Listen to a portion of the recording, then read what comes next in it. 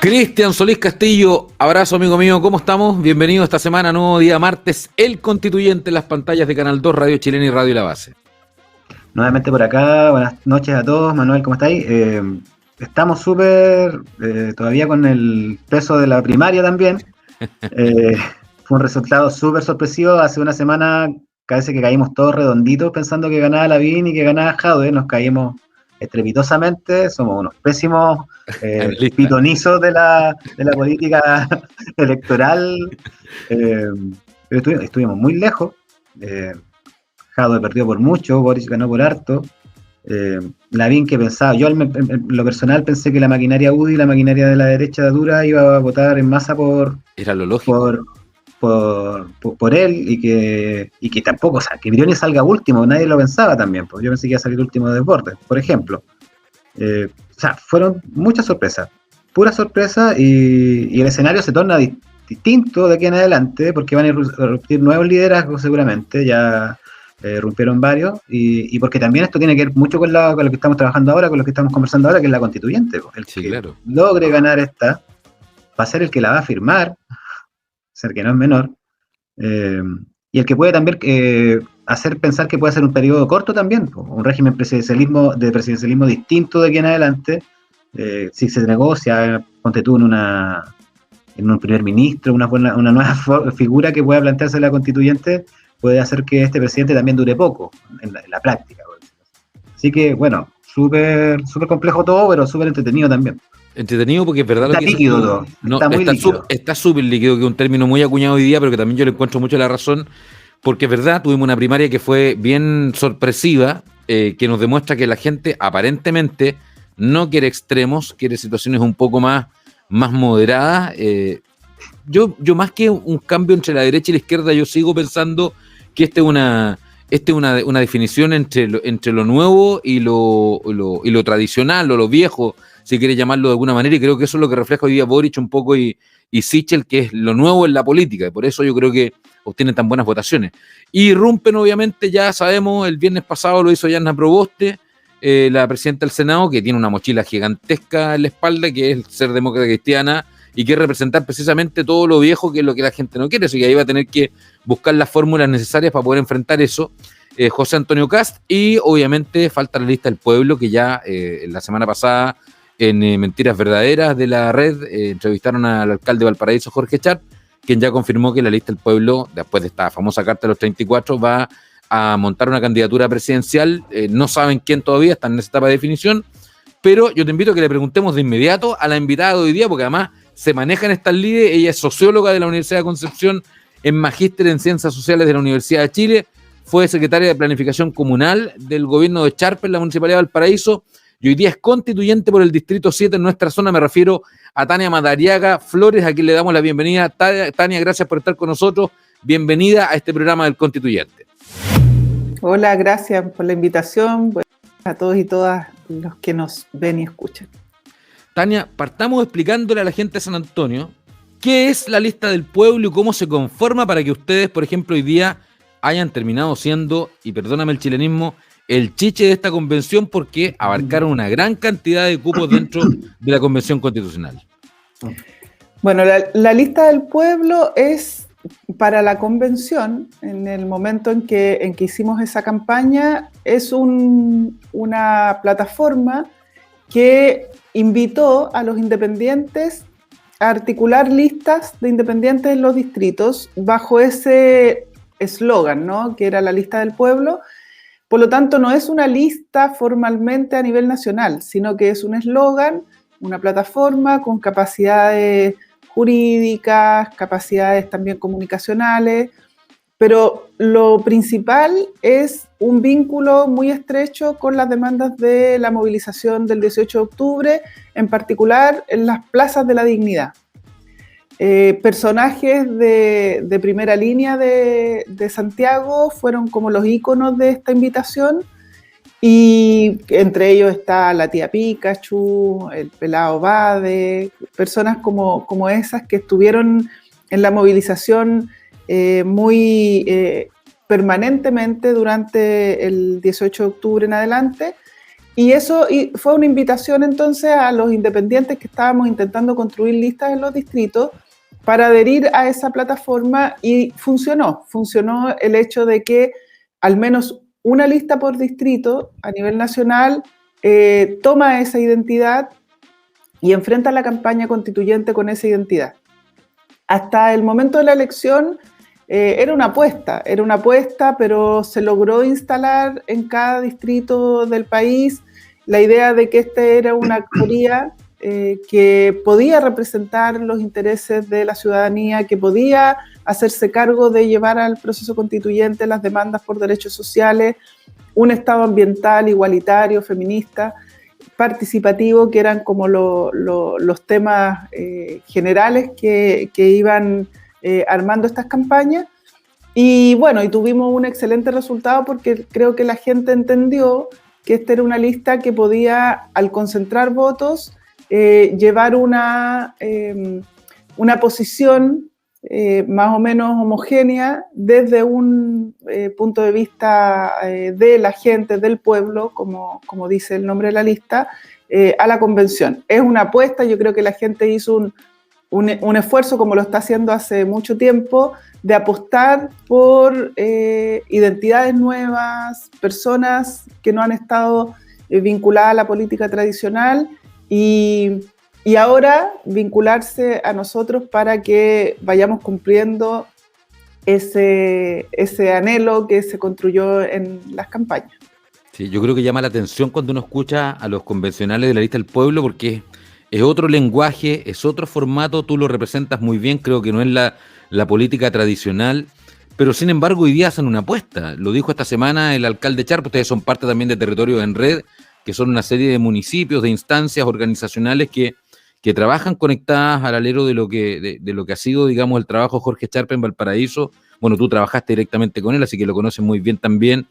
Y hoy día se apuestan o se plantean en torno también a buscar una alternativa presidencial. Y te lo pregunto porque además lo más contingente que tenemos de esta semana, también compartes lo de Jorge en términos de que te gustaría ver una mujer encabezando la lista del pueblo hoy día en este escenario, a raíz de que esta semana ya, bueno, la semana pasada tuvimos el resultado, no sé si sorpresivo, pero llamativo, de las primarias presidenciales, tanto de Apruebo Dignidad como de Chile Vamos, y la semana recién pasada termina con Yasna Proboste, que era como la crónica anunciada ya de lo que venía anunciando su campaña presidencial. Kast ha hecho lo mismo. ¿Cuál va a ser la participación de la lista del pueblo en este proceso, que también es relevante, porque también va a ser súper importante el presidente o presidenta que tengamos que acompaña esta convención? Creo que ahí está la clave, ¿no? Sí, bueno, una de las características de la lista del pueblo es que todos los que fuimos candidatos y candidatas a la convención tenemos organizaciones de base, así lo hemos llamado, porque son organizaciones que en general son territoriales, aunque algunas tienen identidades más transversales, como por ejemplo, no sé, la lucha feminista, la lucha ambiental. Existen coordinaciones nacionales que representan esas luchas, pero en general las candidaturas surgen de estas organizaciones más bien locales. Por lo tanto, tenemos toda una tradición de organización, de lucha social, de presentar, levantar, movilizarnos en torno a demanda. En particular, yo pertenezco a Territorios en Red, que es una coordinación de colectivos locales que lo que ha sido su énfasis está vinculado, por un lado, a la necesidad de que haya un esfuerzo transformador que se haga cargo de las características de los territorios para empujar la transformación, es decir, convocar a la ciudadanía, a las organizaciones, generar una capacidad de ejercer soberanía territorial sobre las capacidades que tienen los territorios para construir procesos de desarrollo.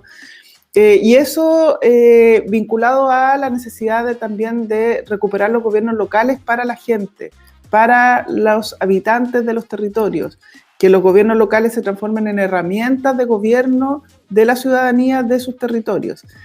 Esa apuesta se vincula a la lista del pueblo a través de mi candidatura, pero así como TER, otras más, otras muchas organizaciones que tienen sus propios objetivos a nivel de demanda. Y TER lo que hizo esta semana con una carta que sacamos fue decir que creemos que en esta coyuntura presidencial y electoral en general, de diputaciones, de core, los y las independientes deberíamos generar una posición política que le entregue una alternativa a la ciudadanía, a los territorios, a la gente que hizo una apuesta por este mundo independiente. No tenemos una candidatura, no tenemos un nombre, ni Enter, ni la Lista del Pueblo todavía. La Lista del Pueblo también decidió en su propia asamblea de coordinación de toda esta experiencia que iba a llevar un candidato presidencial o candidata. Entonces, en general hay una idea de que idealmente tiene que ser un independiente, idealmente tiene que ser mujer, idealmente tiene que representar luchas territoriales, tiene que representar también las luchas del 18 de octubre. Es una candidatura que si logramos hacerla aparecer en el escenario, evidentemente va a ser una candidatura que va a acompañar a la convención en su dimensión más transformadora.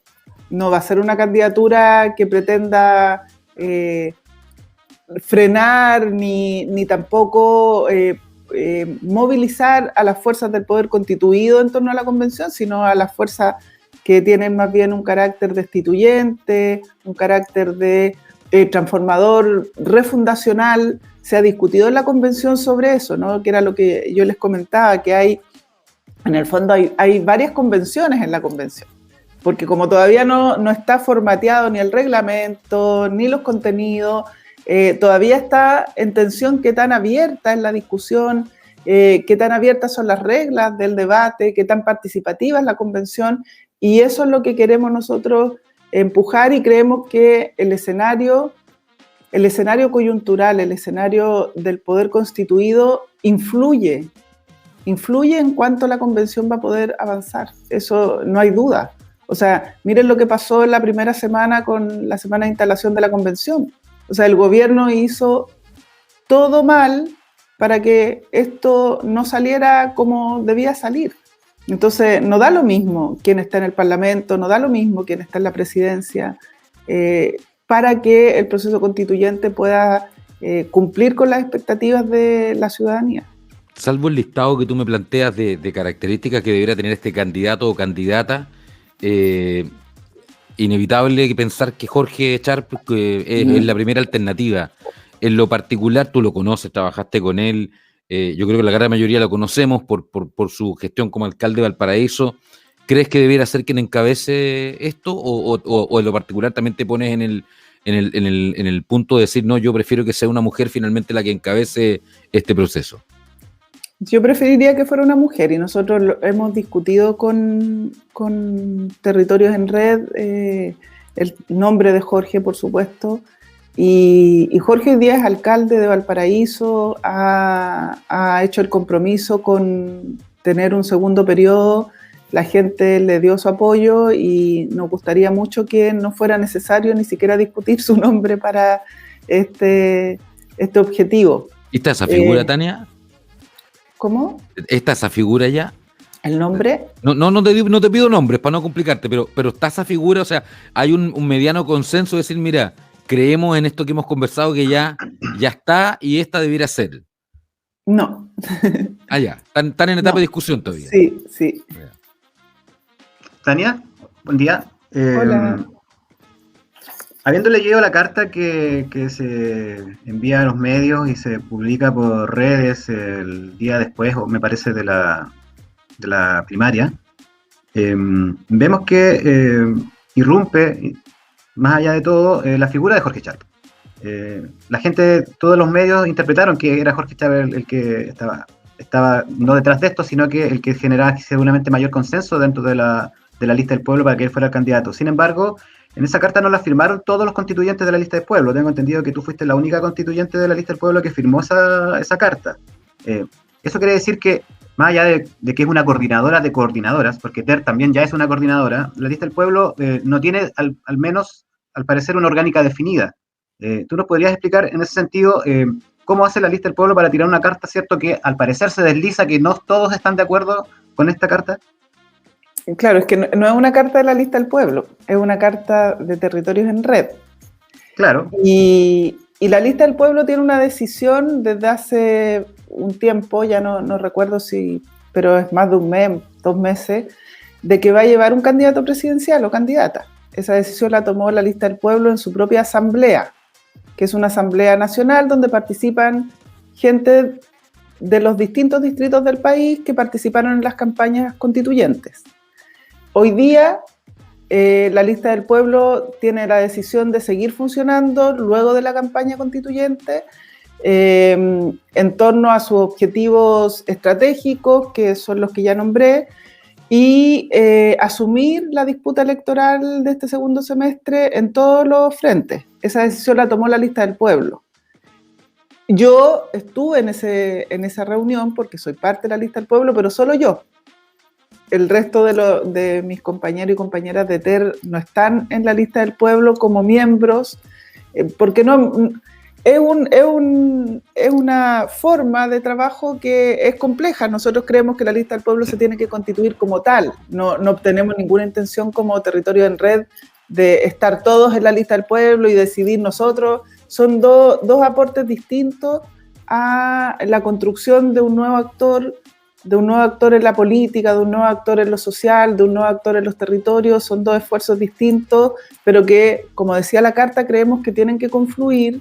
Bueno, yo personalmente, más que nadie, creo que tienen que confluir porque para mí son absolutamente coherentes, a pesar de ser aportes distintos, son aportes que van en la misma dirección, que debieran confluir, y también con otras actorías del mundo social y político que han estado también en este esfuerzo transformador, como por ejemplo los pueblos originarios, por ejemplo los movimientos sociales que estuvieron construyendo espacios de coordinación durante la movilización, el mundo ambiental, el mundo feminista, el mundo nómada FP. O sea, hay muchas expresiones que en cada territorio son diversas. Estas agrupaciones uno no las puede describir por lo más visible. Por ejemplo, TER no es Jorge Char, a pesar de que sea lo que más se ve, lo que más se puede identificar. Pero si tú ves TER en Santiago, es muy distinto a TER en Valparaíso. Si ves TER en San Antonio, es muy distinto también a TER en Valparaíso. Porque son formas de ir aglutinando las nuevas experiencias de organización, transformación, y que se van formando mucho en función de las condiciones locales que hay, de ir construyendo. Entonces, por eso yo creo que esta idea de la red, esta idea de la coordinación, esta idea de la lista, son conceptos que permiten aglutinar sin cerrar, sin decir que todos somos iguales, sin dejar afuera la diversidad, que es el problema que tienen justamente los partidos, que los partidos tienen una concepción de construcción de hegemonía inmediata. O sea, se ordena el partido en función del que gana la presidencia, y el que gana la presidencia define más del 50% de lo que es correcto o no. Y estas otro tipo de experiencias están intentando surgir desde otro lugar, desde el lugar que convoca a los que no participan, desde el lugar que convoca a quienes se han sentido ajenos, excluidos. Por lo tanto, creo que ese es su valor. Es complejo y toma tiempo, y hay que ir tejiendo todos los días las fórmulas para que vaya creciendo. En una línea de tiempo, disculpa, sí, Manuel, en una línea de tiempo, ¿cuándo se tomó la decisión de ir con un candidato presidencial, como lo plantean? Después, ¿cuándo se toma la decisión de generar esta carta? En la lista del pueblo. No sé si hubiesen enviado la carta si Jadwe gana. ¿Lo hubiesen tirado de la misma manera? Porque me da la impresión de que Jadwe podría haber representado mucho más lo que representa la lista del pueblo que Boric. Por ejemplo. La lista del pueblo tomó esa decisión hace varias semanas. Yo no me acuerdo ahora la fecha exacta, pero más de un mes. De hecho, hay una carta de la lista del pueblo donde lo plantea. Uh-huh. Territorios en Red también había tomado la decisión antes de la primaria. Obviamente que el resultado de la primaria no da lo mismo. hay el tipo de perfil que representaba Jadwe, el tipo de tensión que producía o de convocatoria que producía Jadwe no es la misma que Boric. Nosotros, yo personalmente, Jorge también, dijimos, esa no es nuestra primaria. Nosotros no vamos a participar de esa primaria, ahí no está nuestro candidato. Pero eso no quiere decir que todo TER se haya excluido de ir a votar, por ejemplo. ¿Tú votaste? Yo no. No, porque no, yo de verdad pienso que el escenario político requiere de actorías que se comprometan con las demandas sociales de manera directa, con las demandas de la ciudadanía de manera directa. Y creo que ni el Frente Amplio ni el Partido Comunista tienen la capacidad como organizaciones hoy día de hacer ese vínculo de manera directa. No porque sean incapaces a priori, es por el tipo de política que han seguido, el tipo de política. No sé si la van a cambiar, no sé, eso ya es algo que ellos tienen que discutir y decidir. Pero... O sea, la carta lo hubiesen tirado ganar a quien ganara la primaria, porque salió justo el otro día. Sí, nosotros como TER sí. Porque Tania, esa fue la carta, no fue de la lista del pueblo. Para cerrar este tema y que entremos de lleno también al tema de la constituyente y tu propuesta, que de hecho la tengo aquí, mira, me di la tarea de imprimirla y la tengo aquí, la he revisado, la leí, revisamos con Cristian algunas entrevistas tuyas, así que más o menos conocemos un poco cuál es tu opinión. Pero para cerrar este tema político, claro, yo entiendo y comparto lo que tú dices, la lista del pueblo es una estrategia electoral para poder acceder a la constituyente como independientes y que no quedaran fuera, digamos, por la tradicional, digamos, forma electoral que tienen los partidos políticos hoy día, y además se ocupa una similitud a lo que es la elección de parlamentarios. Sin embargo, todo esto tiende a confluir en algún momento, y no sé si tú lo compartes o no, que la lista del pueblo, Territorio en Red, van a tener que conformarse de alguna manera en una institucionalidad, porque nos guste o no nos guste, más allá, digamos, de la crítica que podamos tener a los partidos políticos, cada uno de los que estamos aquí y la gente que nos está viendo, los partidos son tremendamente útiles y tienen que cumplir un rol sumamente importante dentro de la política, que hoy día lo dejaron de cumplir hace mucho tiempo, pero hay que entender a que eso vuelva a pasar. Los partidos yo creo que no hay organización en Chile más relevante con redes territoriales que los partidos políticos, en el buen sentido de la palabra, como buena operatividad y funcionamiento. Entonces, no está en víspera, en algún momento, que Territorio en Red, que la lista del pueblo, que fue hoy día esta estrategia electoral para poder participar de la constituyente, terminen siendo una alternativa política interesante y nueva, porque el Frente Amplio partió con una serie de movimientos que terminó transformándose hoy día en un partido político, digamos, técnicamente. ¿No va a pasar lo mismo con ustedes? Mira, yo creo que esa es una conversación muy interesante, porque si tú piensas en el sistema político chileno, y los partidos que tiene el sistema político chileno están construidos para una forma de funcionamiento de la política. Entonces, la conversación no es si los partidos son buenos o malos, porque la organización política del pueblo o de la gente o de la ciudadanía es algo necesario, porque la sociedad tiene una dimensión política que es fundamental. O sea, no hay una manera de organizar la sociedad que pueda abstraerse a hacerse cargo de la dimensión política, o sea, del poder. En el fondo, cómo se organiza el poder en la sociedad para que podamos vivir juntos y juntas. Y esa es la principal tarea de la política, de definir cómo vamos a organizar ese poder. Entonces, evidentemente hay que organizarse para eso. Hay que organizarse para eso, y yo creo que lo que está en crisis son las formas de organización de la política que asumió la transición, y hoy día lo que estamos intentando hacer es, en distintas experiencias y formatos, es buscar cuáles son esas nuevas formas de organización de la política que nos permitan estar juntos y juntas. Porque lo que venía intentando las fuerzas transformadoras durante los 90, los 2000, no dio resultado, tal como lo intentamos. Yo creo que porque todavía estábamos muy marcados por la experiencia de la izquierda del siglo anterior, porque estábamos todavía influidos por la forma en que la transición pensó la política, que era esta política duopólica, esta política donde o estás conmigo o estás contra mí y no hay posibilidad de una tercera propuesta. Entonces, creo que hoy día se está, porque ha madurado un sujeto, porque se produjo la movilización, porque en la movilización confluyeron las generaciones. Yo pienso que el 18 de octubre es producto tanto de los jóvenes que se atreven a romper con lo que parecía obvio que había que aceptar. Los jóvenes se atreven a romper y los más viejos y los intermedios nos atrevemos a decir, vamos, y tenemos experiencia y sabemos lo que hemos hecho mal y podemos estar juntos y juntos. Ese momento fundacional de un nuevo actor es, yo creo, el que estamos viviendo.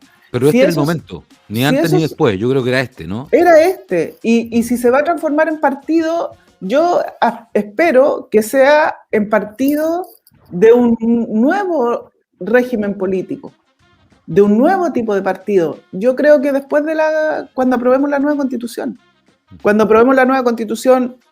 habrá nuevas reglas, habrá nuevas formas, habrá nuevas instancias, habrá nuevas también categorías para definir lo político, y en ese momento creo que obviamente que habrá que decidir si estas experiencias confluyen en eso, si cada una será un partido distinto, también puede ser, o sea, es algo que creo que está en construcción, pero hoy día pienso que la gente se quiere representar como independiente en la política y está apostando por independiente, y yo creo que tenemos que hacer el esfuerzo por mantener ese vínculo, ese diálogo con la ciudadanía. Tania, entremos de lleno a los temas de lo que fue tu propuesta de campaña que te llevó hoy día a representarnos a la gente de San Antonio y de todo el Distrito 7 ahí en la Convención Constitucional. Estamos claros que la gente no quiere reforma. Ya, las reformas se trataron de hacer durante los últimos 30 años en Chile, muchas de ellas exitosas, uno tiene que reconocer las cosas que son positivas, muchas de ellas fueron también un fracaso, pero aquí lo que se requieren son cambios profundos. Yo creo que la gran mayoría apuestan por cambios profundos. Pero cuando uno dice la palabra refundacional, hay algunas generaciones que todavía les genera como que vamos a quemar Chile y lo vamos a construir desde la ceniza. Te lo pregunto porque tú lo planteas. ¿Es tan así? ¿Cómo se lo explicamos a la gente para que queden claritos que tiene que ver con algo más profundo y no es borrar todo lo que se ha hecho y construir desde nuevo? Sí, ese es un tema muy, muy importante, porque yo creo que la ciudadanía uno trata de interpretar, ¿no? Y en ese sentido es bueno el diálogo y la conversación y el debate que hay que hacer durante el proceso constituyente. La ciudadanía tiene expectativas muy altas respecto a lo que se debe lograr para el bienestar y el buen vivir y la protección de la vida y la protección de la naturaleza y la justicia que tiene que lograrse a partir de este cambio. Entonces hay expectativas muy altas. Y hay cierta idea de que el diagnóstico está claro. O sea, estamos claros de qué es lo que está mal y qué es lo que hay que arreglar. Entonces, ¿por qué no llegan, se sientan y escriben lo que hay que escribir para que estemos bien? El problema, yo creo, es que, ¿por qué es refundacional? Porque para que esas cosas puedan llevarse a la práctica, hay que discutir un par de cosas que no son tan obvias y que no están tan claras. Una de ellas, por ejemplo, tiene que ver con el problema de quién es dueño, quién está a cargo, quién tiene el control de la economía. ¿Quién tiene el control de la economía en nuestros países? Entonces, ¿cómo generamos una propuesta constitucional que permita que financiemos todo lo que necesitamos financiar? Porque sabemos que Chile no es un país pobre. pero no está a la vista de todos dónde está la plata, dónde está toda esa capacidad económica que tiene Chile. ¿Cuál es el lugar que tienen que asumir, que le tenemos que dar entre todo y todas a los trabajadores y las trabajadoras, por ejemplo? Una cosa que yo decía en campaña era, aquí hay, una de las mentiras del neoliberalismo es que la riqueza la producen los empresarios. O sea, esa es una cosa que nos metieron en la cabeza y que el miedo que siempre nos empujan a tener es que si los empresarios no invierten no va a haber riqueza. Cuando Chile es un país rico, tiene sus propios ahorros, puede generar inversión pública y los trabajadores y las trabajadoras vamos a hacer nuestro trabajo igual. Y la gente eso lo intuye, la gente lo sabe, la gente hace muchos años que viene diciendo, da lo mismo por quién vote, yo tengo que trabajar igual. Entonces, ¿qué es lo que estamos tratando de proponer en este momento? Es que sí, usted va a tener que trabajar igual, pero no da lo mismo por quién vote, porque vamos a defender que el resultado de su trabajo sea un bienestar, un buen vivir, una posibilidad de que su comunidad se desarrolle, tenga otro estándar de vida, otro estándar de justicia social, menos desigualdad. Entonces, eso no va a estar fácil y en ese sentido nosotros creemos que hay que plantearse el problema de lo profundo que tiene que ser el debate que demos para que no se genere lo que yo creo que la derecha quiere. Yo creo que la derecha, que también lo dijo en campaña, la derecha dijo, sí, hay cosas que están mal, pero con un par de ajustes, porque el problema es de gestión. Eso dijo la derecha. ¿Por qué funciona mal el sistema educacional? Porque se gestiona mal. ¿Por qué funciona mal el tema de la inversión de las microempresas? Porque se ha gestionado mal. Entonces, nosotros estamos convencidos de que no es un problema de gestión. Es un problema de quién tiene el control, quién tiene el poder sobre esos recursos y evidentemente ahí entramos a la discusión de la propiedad privada, pública. Nosotros decimos propiedad privada, propiedad pública, pero también propiedad comunitaria. Los territorios, las comunidades tienen que tener control sobre su territorio. Los bienes públicos de las comunas, por ejemplo. Los bienes públicos de las comunas se gobiernan a través de los municipios, se deberían gobernar a través de los municipios y la comunidad debería tener muy claro cuando algo se concesiona, por qué se concesiona, en qué temporalidad, qué es lo que está ganando la comunidad con esa concesión. O sea, en todo Chile eso ha sido una estafa. Se han concesionado bienes públicos y el Estado termina pagándole a ese privado sobreprecios por una explotación que hace el privado para enriquecerse de forma particular. Entonces, esas lógicas hay que romperlas para que podamos tener acceso a los recursos para el bienestar de la comunidad. Y en ese sentido hay que refundar el trato que tenemos entre nosotros, cómo entendemos el trato entre los ciudadanos, las ciudadanas, los poderes públicos, los poderes privados y los territorios y las comunidades para que podamos tener nuevas reglas que no son solamente escribir un listado de derechos. No es solamente escribir un listado de derechos, son reglas de cómo se maneja el poder en nuestra sociedad y esa es la complejidad que yo creo que vamos a abordar y que ya se está viendo en las primeras semanas de la constituyente. Tania, en tu programa que presentas, planteas unos ejes para la transformación democrática de los territorios. Hablas algo de lo que ya estás comentando, desde la producción, desde los territorios, reconociendo las capacidades de los habitantes de la producción, valorando el aporte que hacemos a su reproducción. Eso es hablar de desigualdad territorial, lógicamente, pero ¿cómo solucionas y cómo se cambia el paradigma que actualmente surge en Chile desde el extractivismo hasta otra nueva mirada que tú estás planteando? Porque imagino que puede ser un tema paulatino, un poco lo que hablaba Manuel, que se puede pensar que muchas personas creen que va a ser borrar todo de un plumazo y comenzar desde cero. ¿Cómo se plantea en lo concreto, en una nueva constitución? Sí, bueno, el tema del proceso también es importante, ¿no? Del ritmo que tiene este cambio, porque, claro, no es para empezar, el hecho de que lo escribamos en la Constitución no va a generar el cambio. Lo que permite que lo escribamos en la Constitución es que tengamos una carta de navegación para poder comenzar a ejecutar los cambios, una vez que la ciudadanía apruebe la nueva Constitución. Entonces eso va a implicar que todo el poder que esté distribuido en las distintas instituciones del Estado, pero también el poder que tiene la gente, la ciudadanía, todos, los privados, las comunidades, el poder que tenemos de producir y reproducir la vida, lo pongamos a disposición de esa carta de navegación que es la Constitución. Y obviamente la institucionalidad guiando eso a través de sus mecanismos de gobierno, control, etc.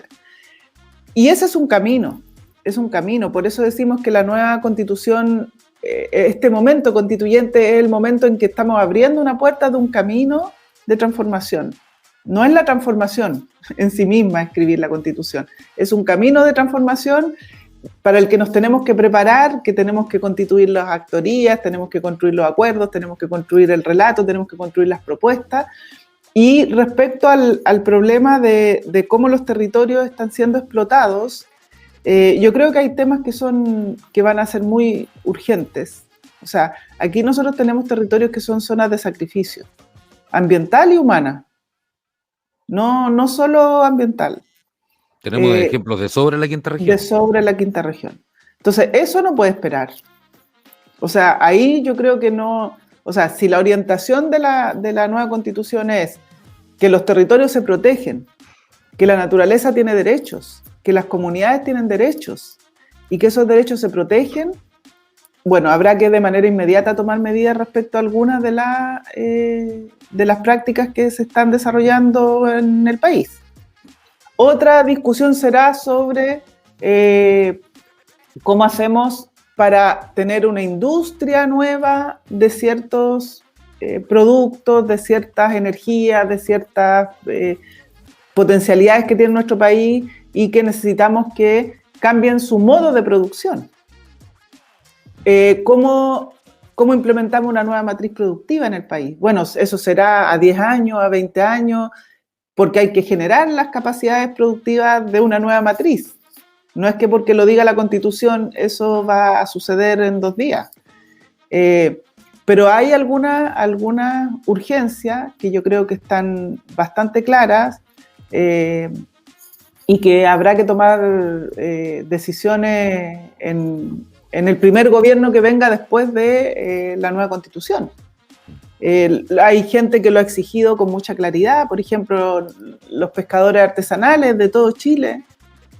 O sea, ¿cuál es la dificultad de darle a ellos garantía de reproducción de su forma de producción?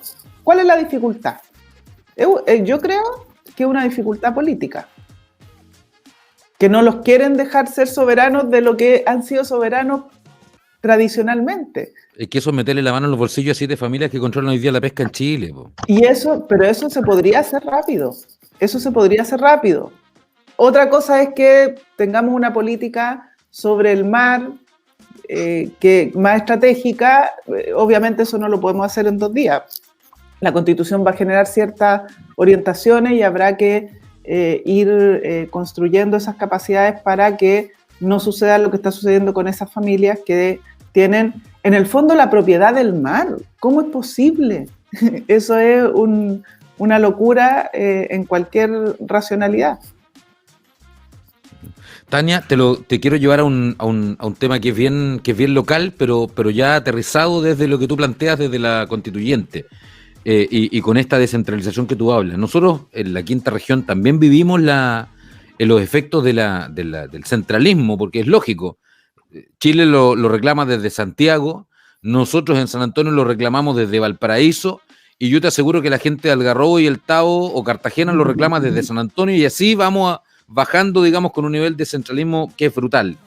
Y por otra parte enfrentamos un proceso bien complejo que es que hasta hace 1 año atrás, 2 años atrás, San Antonio pedía a gritos, por ejemplo, el anuncio de gobierno en torno a un puerto a gran escala.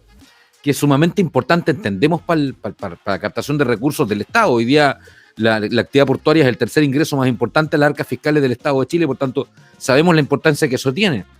¿Cómo vamos a compatibilizar que un proyecto de esta envergadura se desarrolle sin que termine matando un montón de poblaciones en San Antonio, sin que termine matando la flora y fauna local a través de los ojos de mar, por ejemplo, que es un tema ampliamente cuestionado hoy día y que más de 20.000 sanantoninos dijeron que había que protegerlos en la última encuesta ciudadana que se hizo en diciembre del 2019?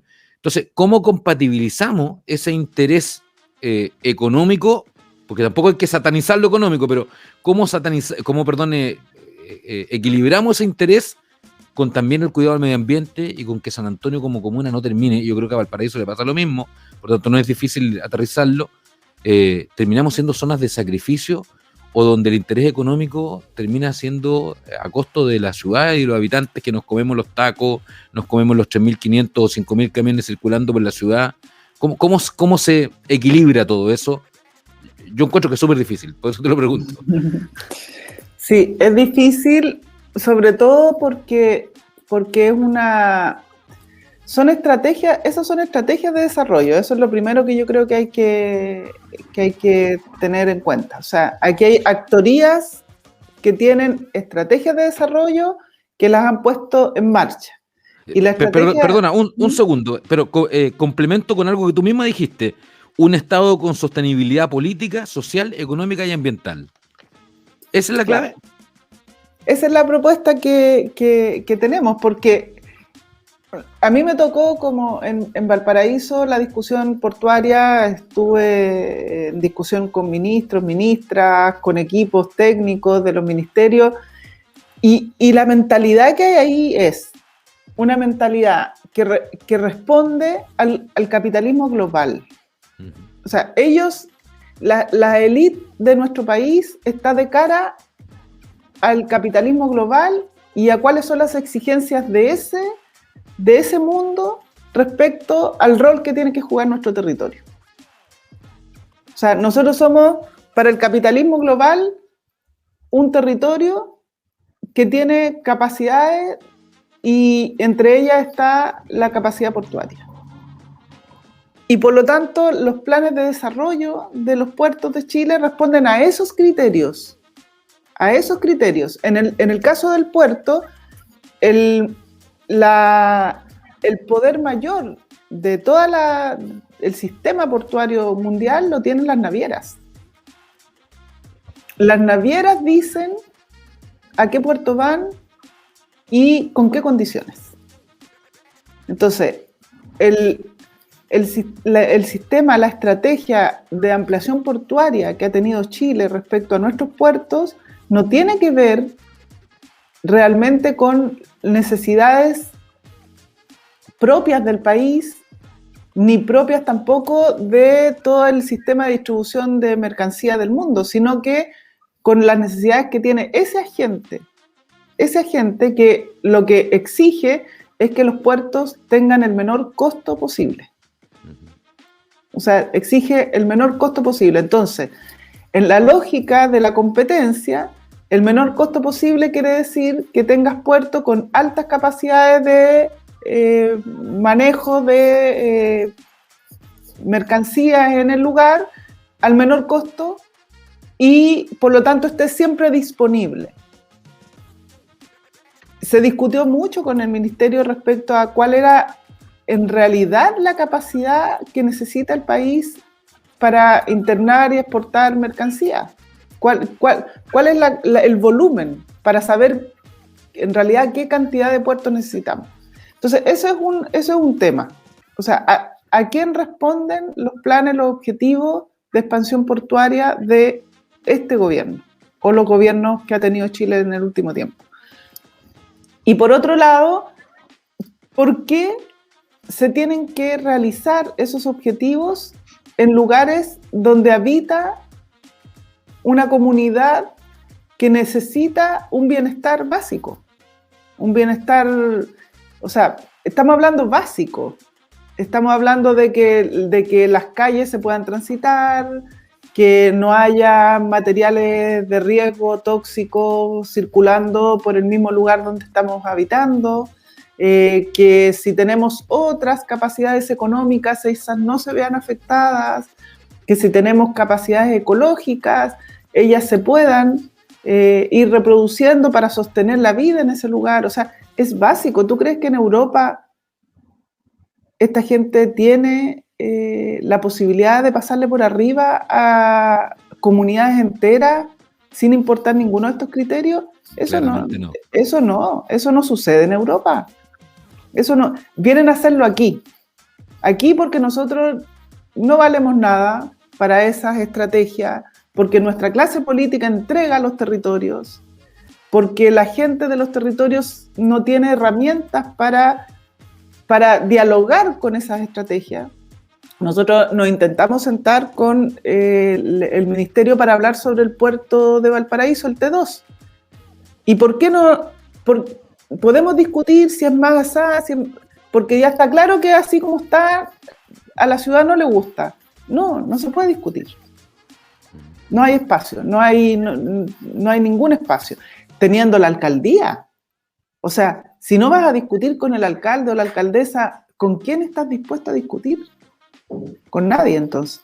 Entonces, yo creo que es posible. Existen puertos que no dañan a las ciudades en el mundo. Existen estándares que no dañan el medio ambiente de la manera en que estos puertos lo van a dañar o lo están dañando. Existen esos estándares en el mundo. Hay que tomar las decisiones y hay que ponerse a buscar las soluciones. Tenemos universidades, tenemos científicos, tenemos técnicos, tenemos profesionales en nuestro país que pueden proponer soluciones, pero tenemos que organizar de otra forma la manera en que conversamos, a quién le damos la palabra, a quién dejamos tomar decisiones y qué intereses también protegemos y cuidamos. En el actual sistema neoliberal, el mercado prima, y al parecer eso es lo que está primando en los sistemas portuarios, y además porque San Antonio y porque es Valparaíso, porque está más cerca de Santiago y porque son las ventajas competitivas que significan tener 7 millones, 8 millones de habitantes cerca de los puertos donde pueden llegar todos los productos de otros países. Pero más allá de eso, esto denota también problemas de descentralización serios a nivel país. ¿Cuál es tu propuesta respecto de un nuevo sistema de regionalización, por ejemplo, un nuevo sistema de administración territorial del Estado? Bueno, el tema de la descentralización tomó protagonismo, no sé si lo vieron esta semana, bien fuerte en la convención, porque tenemos un conjunto de comisiones nuevas que logramos aprobar, que están orientadas a aquellos temas que a la ciudadanía le importan mucho para que la convención no funcione sin tomarlos en cuenta. Entonces, uno de esos es el tema de la descentralización, y justamente creo que esto que sucedió con este tema pone de manifiesto el nivel de prioridad que tiene este punto en la convención. Se ha discutido, por una parte, la necesidad de una nueva forma de organización de la administración del Estado en el territorio, la definición de nuevas formas de organizar y reunir las capacidades que tiene el territorio. Hay una propuesta que a mí me parece que es muy importante que la revisemos, que tiene más que ver con las capacidades ecológicas del territorio. Porque de esa forma, sí, pero muchos ambientalistas también, que en el fondo es esta idea de las cuencas como un sistema que nos permitiría tener, primero, a la vista la necesidad de la protección ambiental, a la vista las capacidades también de reproducción del medio ambiente y a la vista también los recursos o capacidades que tienen las comunidades para vincularse en estos sistemas. Por ejemplo, el tema del agua. O sea, si no tenemos una visión de cuenca respecto al territorio, no podemos ver cómo proteger todos los sistemas que están vinculados en un determinado territorio. Entonces, creo que esa visión sería un gran aporte si la logramos internalizar, incluir. que permita que entendamos esa dimensión del territorio como una dimensión que ha estado ausente hasta ahora, y que vinculada a otras dimensiones, por supuesto, permita generar una nueva organización del territorio, y además se ha discutido, que es otra cosa que a mí me parece que también tiene mucho sentido, que se organice el territorio a nivel nacional como por macrozonas, de modo que no tengamos un centro, sino que tengamos varios centros que permitan, o subcentros que permitan un diálogo distinto con los territorios y también un diálogo distinto entre ellos y ellas. ¿Significaría la deslocalización o la promoción de la deslocalización de la población, por ejemplo? Yo creo que inmediatamente eso no se puede hacer, yo creo. Pero sí promoverlo y reorganizar de forma distinta. Reorganizar, por ejemplo, Valparaíso. Valparaíso es una comuna que tiene una extensión enorme y la concentración de la población está en un pedacito muy pequeño del territorio por un problema de la forma en que se ha generado la estrategia de desarrollo urbano. La estrategia de desarrollo urbano yo también creo que tiene que cambiar. Creo que para nuestro distrito es muy importante la discusión sobre las reglas del desarrollo urbano en nuestro país. O sea, todo nuestro distrito está lleno de informalidad, de no reglas. Es como que está producido al margen de reglas que no sirven, que no dan abasto, que no responden. Los municipios en general tienen una forma de relación con el territorio de o dejar hacer o negociar con los privados para no ver y dejar de nuevo hacer. Entonces, porque las reglas no da la forma en que se ha estructurado el territorio, no dan la forma en que se permiten o no se permiten ciertas formas de habitar el territorio. Los servicios no llegan porque las reglas no lo permiten. Entonces yo creo que una discusión muy importante en la convención que vamos a tener que dar, que no es en esta etapa, es en la etapa ya de discusión constitucional, sobre cómo entendemos el territorio, cómo se organiza el territorio, cómo se habita el territorio, cómo se produce y cómo se reproduce el territorio. Siguiendo con los ejes de transformación que planteas, Tania, hablas de la transformación para el buen vivir, el reconocimiento del derecho a contar con acceso igualitario a un nivel de bienestar y de protección social. Hace un rato lo comentabas, el derecho al trabajo, al buen empleo, y en ese sentido, ¿cómo planteas entonces la promoción del derecho al empleo decente y la desinstalación de las formas actuales de precarización laboral? Por ejemplo, con la existencia de más de 370.000 trabajadores honorarios en el sector público. Habiendo sido tú también trabajadora de un municipio. Sí, bueno, yo he sido trabajadora de un municipio ahora en los últimos 4 años, pero yo desde que egresé de la universidad que trabajo en municipio y siempre trabajé honorario. Trabajé 16 años honorario hasta que llegué al municipio de Valparaíso. De hecho, cuando llegué a honorario también. Yo creo que una de las cosas que se puede hacer rápido y se tiene que hacer rápido es cambiar la forma en que el Estado emplea. Porque el Estado tiene que ser el parámetro. O sea, si el Estado subcontrata, externaliza, tiene honorarios a millones de personas en todas esas condiciones, y esa es la forma en que se vincula el Estado para emplear, evidentemente eso es un estándar y un parámetro que se deja sentado para todas las actividades productivas y todas las formas de relaciones laborales del país. Entonces yo creo que eso se puede hacer rápido, es una de las cosas que debería hacerse rápido, debería estandarizarse además, porque por ejemplo en el Estado los municipios tienen una categoría distinta que los gobiernos regionales o los ministerios a nivel central, porque este es un país que entiende que lo más importante es lo que está arriba y concentrado, y lo local territorial es lo menos importante. Pero pienso que la lógica ha ido cambiando. Por ejemplo, la pandemia demostró que en lo local es donde se enfrentan las soluciones.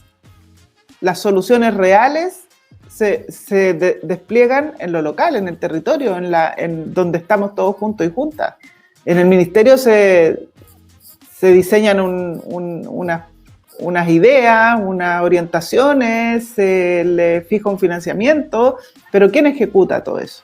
Entonces, creo que hay que reforzar el Estado, hay que cambiar la forma en que el Estado emplea, y eso tiene que ser para todos los niveles del Estado. Tiene que plantearse el Estado como un estándar de dignidad laboral para todo el sistema de empleabilidad del país, y evidentemente hay temas básicos, urgentes, como decía adelante, ¿no? Hay temas que hay que resolver en lo inmediato. Por ejemplo, la discusión del sueldo mínimo es una discusión que yo creo que llevamos mucho tiempo arrastrando y que se debería resolver de inmediato respecto a los estándares que tenemos que asumir como país. Tania Madariaga Flores, socióloga de la Universidad de Concepción, magíster en Ciencias Sociales de la Universidad de Chile, ex CECPLAC de Valparaíso, hoy día en su calidad de independiente nos representa a los sanantoninos. Ella fue parte de la lista del pueblo para llegar a la Convención Constitucional. Queremos agradecerte el tiempo, el espacio, la posibilidad de conversar con nosotros y dejarte 30 segundos finales, Tania, para que te puedas dirigir a la gente de San Antonio que nos está viendo a esta hora y que probablemente va a seguir con interés tu trabajo durante este año en el marco de la Convención Constitucional. Ya, pues muchas gracias, les doy muchos agradecimientos por haberme invitado, por haber posibilitado que tengamos esta conversación muy, muy profunda, muy interesante.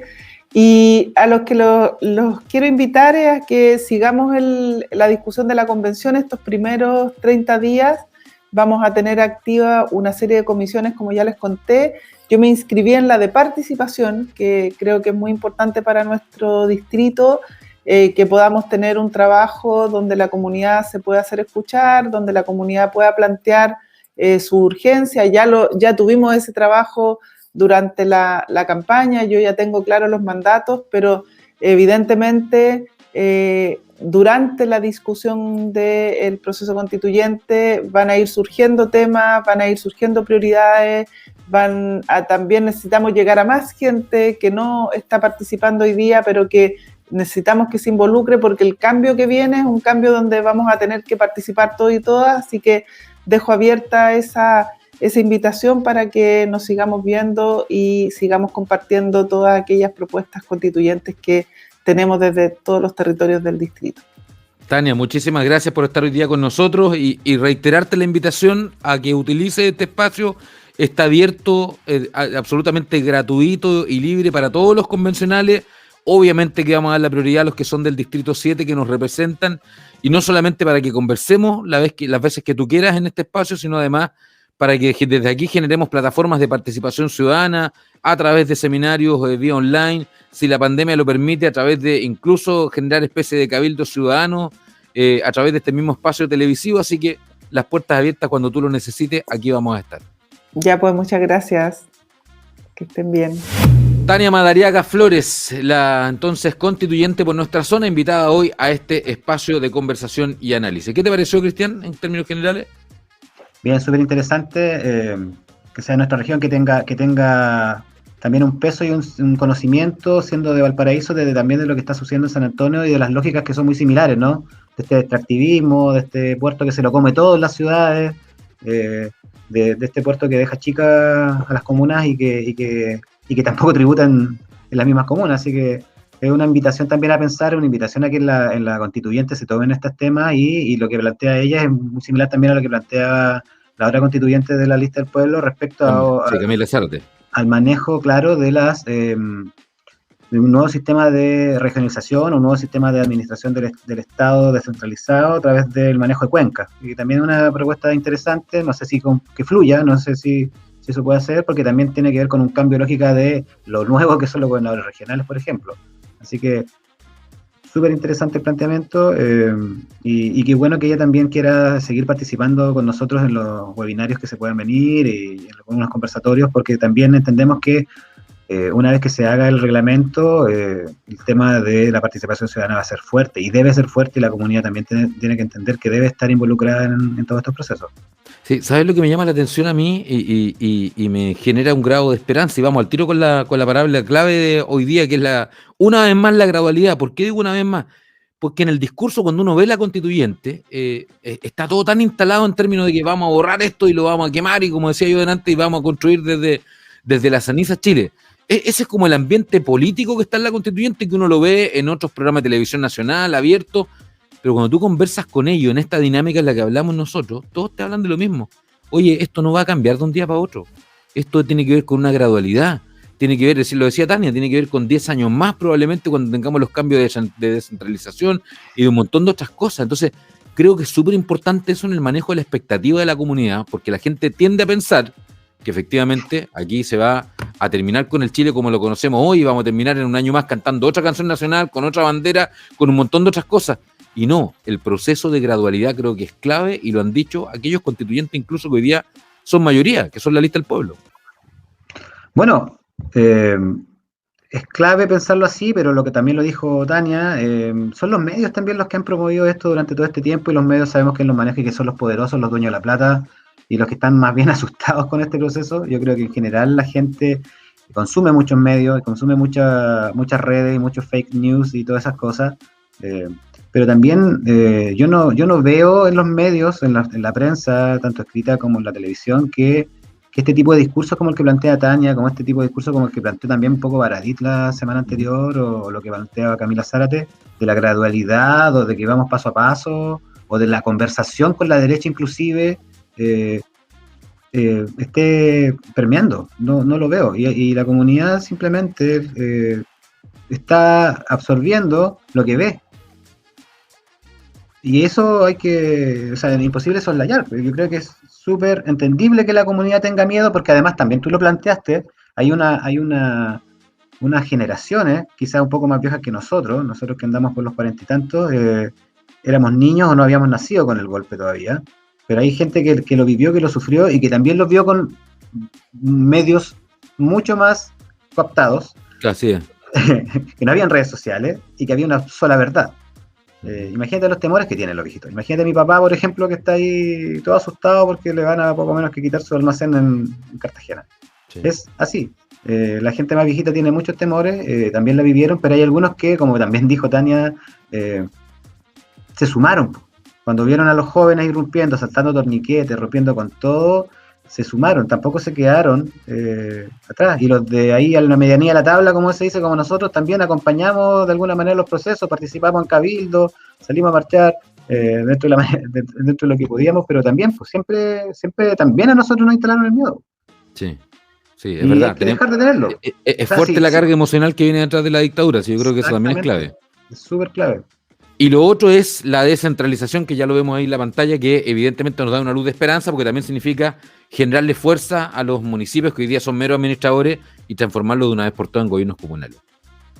Bueno, yo lo vengo tirando hace rato, un poco mi tema, tú me dices a veces off the record, pero sí, creo que es clave. Creo que las disparidades territoriales en Chile, siendo tan diverso, con tantos climas, con tantas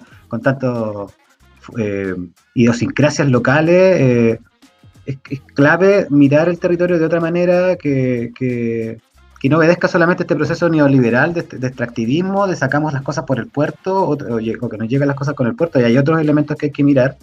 Hay que mirar el desarrollo con otra forma, en que también los territorios se vean beneficiados de todo lo que le hemos sacado a la madre tierra por alguna parte, y que sean partícipes de esos procesos de desarrollo, y que puedan decidir también por lo que quieran.